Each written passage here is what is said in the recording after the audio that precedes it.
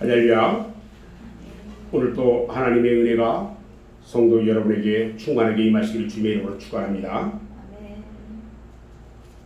저는 오늘 마태복음 3장 1절로 12절 말씀을 통해서 알곡 신자와 쭉정이 신자, 이런 제목으로 함께 말씀의 은혜를 나누려고 합니다. 이번 지난 휴가가 일주일간 있었죠. 그런데 어느새 만주의 계절인 10월이 되었습니다. 요즘 일교차가 심하긴 하지만 한낮의 뜨거운 햇살에 온 들녘이 황급빛으로 물들여지고 있고요. 가을을 알리는 귀뚜라미 소리는 다가오는 겨울을 걱정하는 소리로 들려오고 있습니다. 이렇게 모든 만물들이 여름 내 키워온 사명을 다하려고 열매를 맺고 있습니다.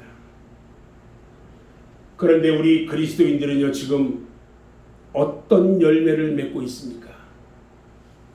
오늘 성경 말씀 마태복음 3장 10절 말씀을 보면 이미 도끼가 나무 뿌리에 놓였으니 좋은 열매를 맺지 아니하는 나무마다 찍혀 불에 던져지리라 말씀합니다. 예수님께서는 마태복음 7장 16절로 20절에서 말씀하시기를 그들의 열매로 그들을 알지니 가시나무에서 포도를 또는 엉겅퀴에서 무화과를 따겠느냐? 이와 같이 좋은 나무마다 아름다운 열매를 맺고 못된 나무가 나쁜 열매를 맺나니 좋은 나무가 나쁜 열매를 맺을 수 없고 못된 나무가 아름다운 열매를 맺을 수 없느니라. 아름다운 열매를 맺지 않은 나무마다 찍혀 불에 던져지느니라. 이러므로 그들의 열매로 그들을 알리라 말씀하셨습니다. 오늘 본문 말씀은요, 세례 요한이 요단강 부근 광야에서 회개를 촉구하며 외친 말씀입니다. 이스라엘 민족은요, 말라기 선지자 이후에 400년 동안 선지자의 위침을 들을 수가 없었습니다. 당시에는 하나님께서 선지자들을 통해서 직접 하나님의 말씀을 들려주실 때인데 400년 동안 선지자들이 소리가 끊어진 것입니다. 나라는요, 로마의 지배 아래서 노예 생활을 하면서도 경제적으로 수탈을 당하고 있던 그런 때임에도 불구하고 400년 동안 하나님의 말씀을 들을 수 없었던 것은 이스라엘 백성들로 하여금 암울한 세월을 지나고 있게 했던 것입니다. 그런데 이때 마침 혜성과 같이 나타난 요한이라는 사람이 광야에서 회개를 촉구합니다. 당시에 부패한 정치와 종교를 책망하며 종교 지도자들이나 정치 지도자들을 신랄하게 책망하면서 회개하고 돌아오는 자들에게 세례를 베풀고 있었던 것입니다. 400년간의 청막을 깨고 나타나서 회개하라! 천국이 가까이 왔느니라! 이 외치는 이 소리는요, 일찍이 말라기 선지자가 예언한 엘리야의 소리였던 것입니다. 엘리야의 성품으로 봤을 때 메시아의 길을 예비하는 광야의 선지자는 바로 지금의 세례 요한이었던 것입니다.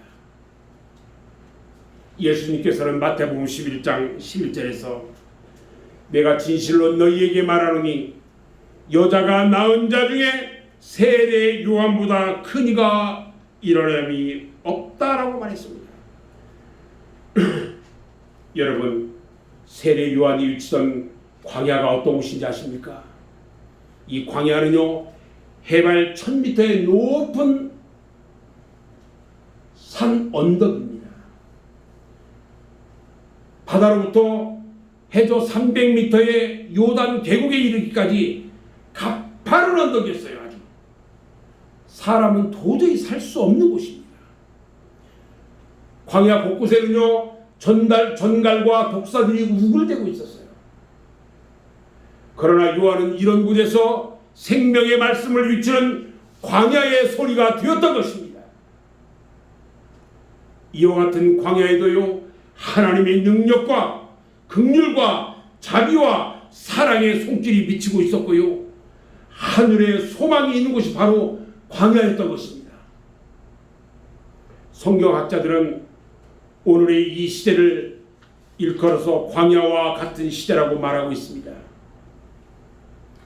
우리가 사는 이 시대, 이 세상에는요, 곳곳에 죽음의 요소들이 도사리고 있습니다. 전갈과 같은 것들, 독사와 같은 독소들이 사회 곳곳에 암세포처럼 퍼져 있습니다. 우리가 세상적인 눈을 가지고 보면 도저히 그 어느 곳에서도 소망을 찾을 수가 없어요. 그러나 우리 하나님은 죄 많은 곳에 은혜를 더하신다는 말씀처럼 하나님의 구원의 손길을 이 땅에 보내셔서 모든 죄의 사슬에서 우리를 구원해 주셨습니다. 그뿐만이 아니라 보혜사 성령을 보내주셔서 우리를 보호하시고 인도하시고 지켜주셔서 하나님의 은혜 안에 살게 하셨습니다. 오늘 본문 말씀을 보면 세례 요한이 위친 말씀 중에 우리들의 심령을 울려주는 말씀이 있습니다. 바로 알곡과 쭉정이에 대한 말씀입니다. 마태복음 3장 12절에 손에 키를 들고 자기의 타작마당을 정하게 하사 알곡은 모아 곳간에 들이고 쭉정이는 꺼지지 않는 불에 태우시리라. 이 말씀은요, 그 어느 때보다도 추수기인 요즘에 더욱 우리들에게 진한 감동을 주는 말씀입니다. 도시에서는 계절의 바뀜을 잘 느낄 수 없지만 농촌에서는요, 계절의 느낌을 통해서 철마다 역사하시는 하나님의 섭리와 은총을 만끽할 수가 있는 것입니다. 세례 요한이 말하기를 내 뒤에 오시는 그분, 즉 예수 그리스도께서 성령의 불로 세례를 주고 타작마당을 정하게 하시고 이렇게 말씀합니다. 그러니까 예수님께서는 알곡과 쭉정이를 구분하는데 정확하게 구별한다는 말씀입니다. 알곡과 쭉정이를 타작마당에서 정확히 분리하듯이 우리 신자들에게도 알곡과 같은 신자와 쭉정이 같은 신자를 분리하신다는 말씀입니다. 그러면 그 알곡과 쭉정이를 구분하실 추수 때가 과연 언제일까? 초대교회 당시를 복음의 파종기라고 말한다면 오늘날은 추수기라고 말할 수 있습니다. 전도서 3장 2절 말씀을 보면 심을 때가 있고 심은 것을 거둘 때가 있다 이렇게 말합니다. 그러므로 지금은 영적 추수기인 것입니다. 아멘. 유대 땅 베들레헴에 오신 초림 예수님은 섬기는 자로서 또 종의 모습으로 속죄양의 모습으로 오셨지만 재림의 예수님은요, 심판자로 추수꾼으로 오신다는 것을 우리는 알아야 합니다. 사랑하는 여러분, 곡식을 추수하고 보면 알곡과 쭉정이가 있듯이 오늘의 교회 안에도 알곡 신자가 있고 쭉정이 신자가 있습니다. 저는 오늘 목사로서 여러분에게 간곡히 부탁을 드립니다. 예수를 믿으려면 잘 믿어야 합니다. 기왕에 예수를 믿는 것이라면 쭉정이같이 믿지 말고 알곡 신자가 돼서 주님께서 주의 호령과 천사장의 나팔소리로 함께 재림하실 때에 들림받아 천국에 들어가는 성도가 되시기를 주님의 이름으로 축원합니다. 아멘. 그러면 알곡 신자와 쭉정이 신자는 어떤 차이가 있나? 저는 한 5가지로 구분해 봤습니다. 첫 번째는요, 알곡 신자는 열매가 없고요, 알곡 신자는 열매가 있고 쭉정이 신자는 열매가 없습니다. 오늘 10절 말씀에 보면 이미 도끼가 나무 뿌리에 놓였으니 좋은 열매를 맺지 아니하는 나무마다 지켜 불에 던져지리라 말합니다. 믿음의 생활을 하는 신자는 생활을 통해서 좋은 열매를 많이 맺어야 합니다. 신자가 맺어야 할 열매는 갈라디아서 5장 22절에 말씀한 것처럼 사랑과 희락과 화평과 오래 참음과 자비와 양선과 충성과 온유와 절제라고 말하고 있습니다. 열매는 없고 잎사귀만 무성하면 결국 주님으로부터 책망을 받게 되는 것입니다. 예수님께서 베다니 마을에서 예루살렘으로 들어가시다가 시장하셔가지고 무화과나무에게 가서 열매를 찾습니다. 그런데 열매가 없어요. 예수님은 무화과나무에게 네가 이제부터 영원히 열매를 맺지 못하리라 말씀하시자 그 나무가 말라 죽었다고 했습니다. 마태복음 7장 19절에 보면 아름다운 열매를 맺지 않은 나무마다 찍혀 불에 던진다고 하셨고, 야고보서 2장 26절 말씀에 보면 영혼 없는 몸이 죽은 것 같이 행함이 없는 믿음은 죽은 것이니라 이렇게 말합니다. 사랑하는 여러분 모두는요, 알곡성도가 돼서 하나님께 인정받기를 주님의 이름으로 축원합니다. 두 번째, 알곡과 쭉정이의 차이는요, 알곡은 무게가 있고요, 쭉정이는 무게가 없습니다. 다니엘서 5장 25절 말씀을 보면 바벨론 왕 벨사살이 예루살렘 성전에서 빼앗아온 금그릇으로 술잔을 대신해 가지고 연유를 베풉니다. 그때 맞은편 벽에 하나님의 손이 나타나서 메네메네 데겔 우르바심 이렇게 썼습니다. 이 말은요, 하나님께서 벨사살 왕을 하나님의 저울에 달아보니까 하나님의 기준치에 모자라더라 이런 말입니다. 우리는 하나님의 기준치에 모자라면 안 됩니다. 바람에 날아가는 가벼운 쭉정이가 되어서는 안 된다는 것입니다. 우리 하나님께서는요, 잠언서 24장 1절에서 저울을 가지고 각 사람의 마음을 저울질하셨다고 했고요, 계시록 6장 5절 말씀에도 보면요, 이 땅을 심판하실 7년 대환란 중에 검은 말을 탄 자의 손에 저울을 가지고 있다고 하셨습니다. 알곡성도는요, 무게가 있습니다. 그래서 어떤 환란이 와도 자신의 믿음을 잘 지키는데, 쭉정이 신자는요, 가벼워가지고 심판의 바람에 날려가 버리고 마는 것입니다. 우리나라가요, 올해 지난 8월부터 태풍 바비, 마이삭 이런 그 태풍으로 인해 가지고요, 남부지방하고요, 경기도 일대가요, 너무나 많은 피해를 입었어요. 태풍이 불어오면 사상자가 발생이 되고요, 모든 건물이 파괴되고 농작물이 피해를 입어요. 제가 아는 이 목사님은요, 복숭아 농장을 하는데 복숭아가 떨어져서 쓸모없이 된 것이 6,000박스라고 합니다. 그런데 그런 와중에서도요, 견고하게 건축된 건물들, 그런 건물들은 일부분은 파손되었지만 날아가지 않았어요. 우리들의 신앙도요, 이처럼 견고해야 환난과 바람과 시험이 몰려온다 할지라도 능히 이길 수가 있는 것입니다. 아멘. 마태복음 7장 24절로 27절 말씀을 보면요, 누구든지 나의 이 말을 듣고 행하는 자는 그 집을 반석 위에 지은 지혜로운 사람 같으니 비가 내리고 창수가 나고 바람이 불어 그 집에 부딪히되 무너지지 아니하나니 이는 추초를 반석 위에 놓은 까닭이요 나의 이 말을 듣고 행하지 아니하는 자는 그 집을 모래 위에 지은 어리석은 사람 같으니 비가 내리고 창수가 나고 바람이 불어 그 집에 부딪힘에 무너져 그 무너짐이 심하니라 이렇게 말합니다.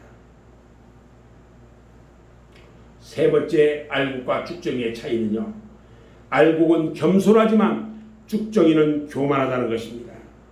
요즘 논이나 밭에 나가보면요, 알곡이 잘 여문 이상은요, 겸손하게 고개를 숙이고 있는데 쭉정이는 교만해가지고 꼿꼿하게 서 있는 모습을 볼 수 있습니다. 성경에는 많은 말씀으로 겸손한 자에게 은혜를 주신다고 기록되어 있습니다. 마태복음 11장 29절에 나는 마음이 온유하고 겸손하니 이렇게 말했고요. 잠언 29장 23절에서도 보면 사람이 교만하면 낮아지고 마음이 겸손하면 영예를 얻는다고 했습니다. 여러분들이 잘 아시는 성 어거스틴이 말하기를요, 그리스도인들의 덕은요 첫째도 겸손이고 둘째도 겸손이고 셋째도 겸손이라고 말했습니다. 네 번째, 알곡과 쭉정이의 차이는요, 알곡 신자는 세상에 물들지 않는 사람이고 쭉정이 신자는 세상에 물든 사람이라는 겁니다. 황금은요 아무리 오래 땅에 묻어둬도 변하지 않습니다. 그러나 수요부치는 땅속에 묻어두면 녹이 슬고 결국에는 부식돼 가지고 썩어버립니다. 우리 성도들은요 황금과 같은 믿음을 가져서 죄악이 관영하고 부패한 이 세상에 살아도 세상에 물들지 않아야 되는 것입니다. 쭉정이를요 성경 원어에서 찾아보면 조은이라고 기록됐는데 그 뜻은 간음한다 이런 말이에요. 요즘 세속화 운동을 벌이고 있는 그런 사람들이 많은데 그들은요 예수님께서는 세리와 창녀들과 식사도 같이 했고 그들과 함께 포도주도 마셨으니까 세상 사람들과 손잡고 친구가 되어야 전도를 할 수 있다 이렇게 말하면서요 술과 담배를 스스럼없이 하는 그런 사람이 있습니다. 이것은 매우 잘못된 생각이고 잘못된 사람들이에요. 사람은요 사회적 동물이기 때문에 사회를 등지고 혼자서는 살 수가 없습니다. 다만 사회 속에서 빛과 소금의 역할을 하면서 살아가야 하는데 사회 속에서 그들과 공존하면서 살아도요 그들의 행위를 본받아서는 안 되는 겁니다. 사도 바울이 로마서 12장 2절에서 말씀하시기를 너희는 이 세대를 본받지 말고 오직 마음을 새롭게 함으로 변화를 받아서 하나님의 선하시고 기뻐하시고 온전하신 뜻이 무엇인지 분별하도록 하라고 말했습니다. 여러분 배는 물이 있어야 갈 수가 있어요. 물이 없으면 배로서의 기능을 발휘할 수가 없습니다. 바로 물과 공존하는 것입니다. 그러나 물이 배 안으로 들어오면 배는 침몰하고 마는 것입니다. 바다에 사는 물고기가 있는데요. 그들은 짠물에 살아요. 그런데도 짠물이 배지 않아요. 왜 그러냐면 고기가 살아있기 때문에 그래요. 그러나 죽은 고기는요 금방 부패하고 짠 바닷물에 절여집니다. 산고기는 아무리 작은 고기를 할지라도 거센 물살을 이용해 살아가지만 아무리 큰 고기라도요 죽은 고기는 작은 물결에도 떠내려갈 수밖에 없는 것입니다. 그래서 우리 알곡 신자는 세상에 속하여 살되 세상에 물들지 말아야 하고 세상을 본받지 말고 도리어 세상을 이기며 불신자들에게까지 인정받는 그런 신자가 진정한 알곡 신자인 것입니다. 이러한 신자가 되시기를 주님의 이름으로 축원합니다. 아멘. 마지막 다섯 번째요. 알곡 신자는요 환난 날에 믿음을 지켜서 승리하는 자이고요. 쭉정이 신자는 환난 날에 믿음을 배반하고 낙오하는 사람입니다. 여러분 평안할 때는요 누구라도 예수를 못 믿을 사람이 없습니다. 누구라도 충성하지 못하겠습니까? 다 할 수 있어요. 그러나 어려움이 닥쳤을 때에 환난의 바람이 태풍처럼 불어올 때에 시험이 성난 파도와 같이 몰려올 때에 신앙의 정조를 지키는 것은요 참으로 어려운 것입니다. 우리나라에 일제 36년 동안의 환난의 바람이 불고 키질을 할 때에 알곡 신자들은요 그 환난을 감수했고요 때로는 순교를 당하기도 했지만 쭉정이 신자는 모두 믿음을 배반하고 편들겼어요. 그 후 해방을 맞이하고 남북이 잘려지고 공산주의로 인해서 갈등이 심화되었을 때도요 6.25 한국 전쟁 때도 마찬가지였습니다. 성경은요 앞으로 환난의 바람이 불어올 것이라고 말씀하고 있습니다. 다니엘서 12장 1절 말씀을 보면요 그때 내 민족을 호위하는 큰 군주 미카엘이 일어날 것이요 또 환란이 있으리니 이는 개국이라로 이때까지 없어던 환란일 것이며 그때 내 백성 중에 책에 기록된 모든 자가 구원을 받을 것이라 말했습니다.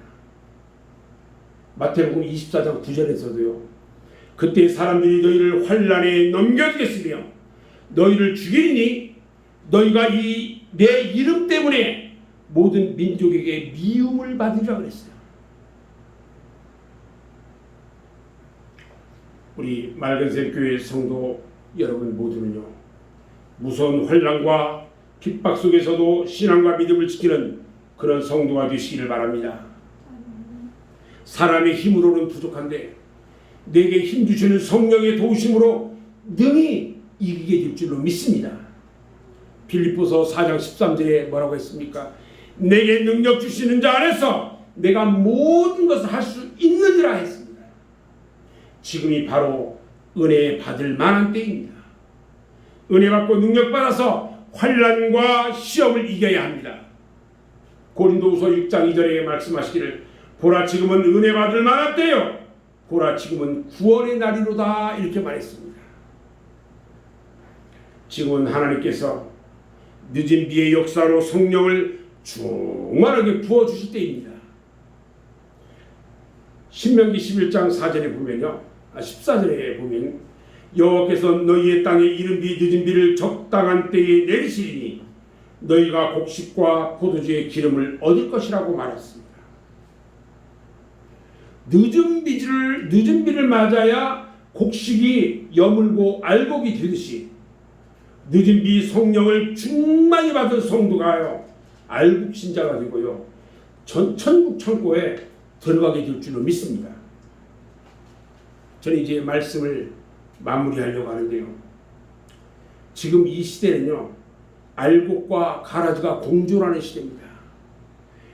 오히려 가라지가 더 잘 되고 곡식이 순환을 당합니다. 마태복음 13장 24절로 30절 말씀에 보면요 가라지의 비유의 말씀이 있는데 가라지를 뽑겠다는 종들에게 주인은 가라지를 뽑지 말라고 말합니다. 그리고 가만 두었다가 추수 때에 추수꾼들에게 명령을 내려가지고 먼저 거두어 단으로 묶어서 불에 태우게 한다라고 말씀합니다. 지금 어떤 환란의 바람이 불어온다 할지라도 믿음의 위치를 지키면서 자신이 맺어야 할 믿음의 열매를 많이 맺어야 되고요. 우리들 주변에서 무성하게 자라는 가라지를 절대로 부러워하지 말아야 하는 것입니다. 잠언서 24장 1절에 너는 악인의 형통함을 부러워하지 말며 그와 함께 있으려고 하지도 말지어다 이렇게 말합니다. 오곡백과를 추수해서 거두어들이는 이 계절을 맞이해서요. 우리 성도들은 깨달아야 합니다. 우리 주님의 추수 때에는요. 나 자신이 알곡이 돼서 천국 창고에 들어가야 할 것을 깨달아야 합니다. 깨닫는 자는 복 있는 자입니다. 그러나 깨닫지 못하는 사람은 화가 있으리라고 했습니다. 사랑하는 여러분, 추수의 계절에 하나님께서 자연을 통하여 오늘 우리들에게 들려주시는 하나님의 음성을 듣고 깨달아야 합니다. 그리고 믿음의 열매를 풍성하게 맺어서 하나님을 기쁘게 하는 알곡 같은 성도가 다 되시기를 주님의 이름으로 축원합니다. 기도하겠습니다.